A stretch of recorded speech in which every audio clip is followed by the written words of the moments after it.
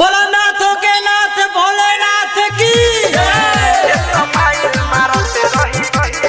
Mixed by DJ Rajkumar Ji. Music by Vikesh Bhojpuria. हर हर महादेव। बाबा के बूटी से भरल बा चिलम जी, आई रहुओ लगा लिए के दम जी। बाबा के बूटी से भरल बा चिलम जी, आई रहुओ लगा लिए के दम जी। नहीं रहम केहुओ से कम जी, ये समाइल मारते रही बम जी। नहीं रहम केहुओ से कम जी, ये समाइल मारते रही बम जी।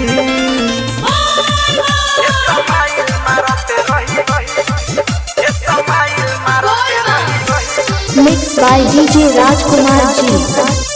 Nandwara Chowk. बोला बोला बाबा बैजूनाथ की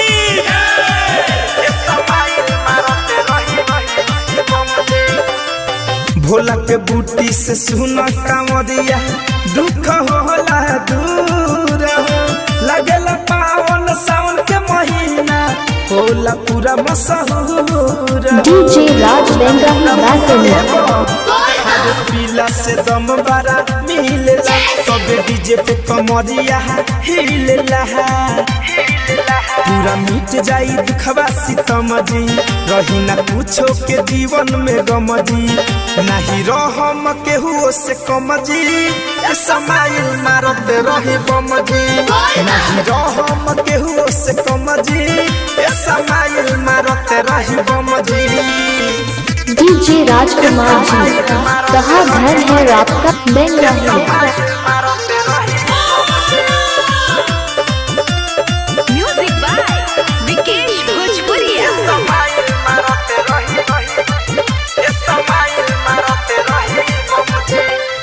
मिठू मिसाइल लेखा मीठी बोली बोल के बोलबम के नारा लगई हा।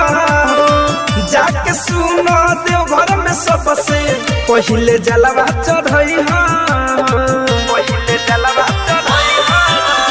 पीला से चढ़ेला जो सहो, मारी के हो जइब मद हो सहो। सुनी रहुआ से कहतानी हम जी, नाचे धड़कन धन जे छमा छम जी।